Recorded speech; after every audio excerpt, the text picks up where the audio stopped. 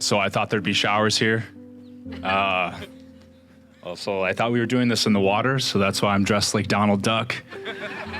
I went over this speech last night at 11 and found out it was about 30 minutes, so I had to chop it down quite a bit. So if it doesn't make sense, that's kind of why, even though it seems like a big moment. So I feel saved.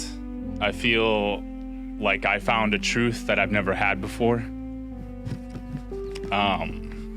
Growing up, we see the world through more of an innocent lens, at least most of us. And as we grow older, we see the traps and potentially the obscurities and how we can be kind of taken off the right path as we get older. But some of us, we get to see through our environment or whatever that we don't have that innocence for very long. And I would say that that's been my experience. And in retaliation, I would do a lot of bad things because they were fun.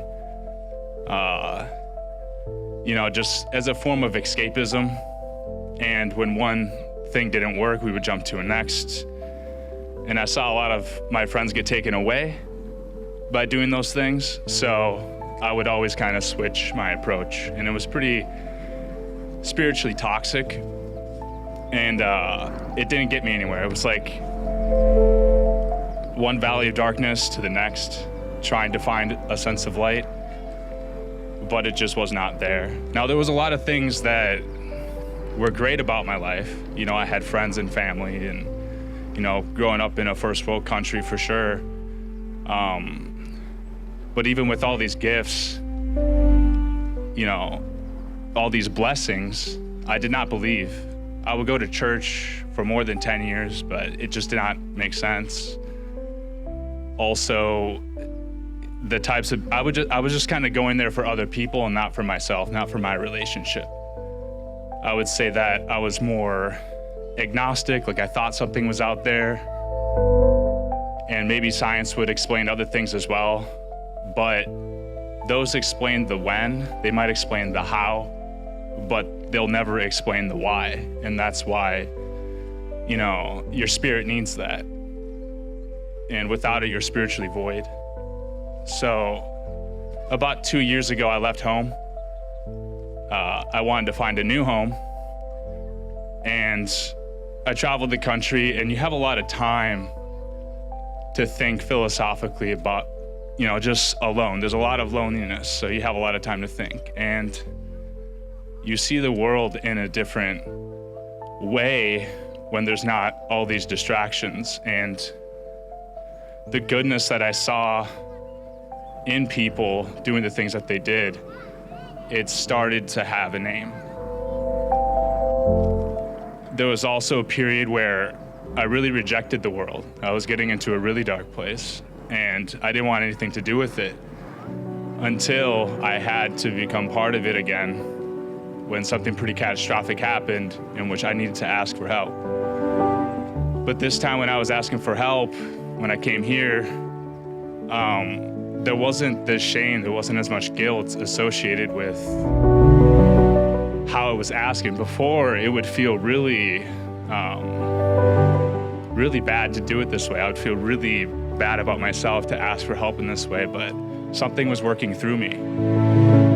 And the people that were helping me, I felt that there was something working through them as well, and it started to have a name.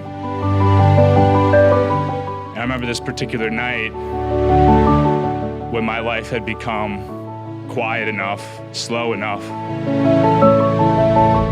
There was a message that I heard so loudly. From an outside perspective, maybe it would have seemed like a coincidence, but I knew that the chances of all these things happening at once were millionth of %. Like, it's just like, there's just no way.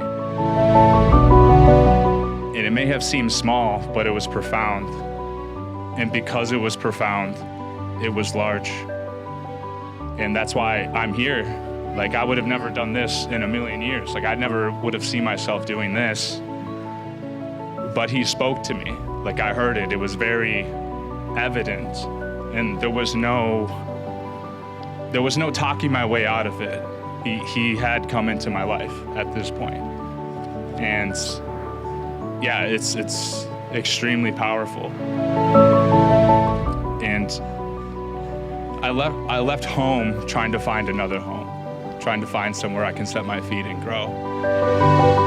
But infinitely more importantly, I found a home for my heart in Jesus Christ.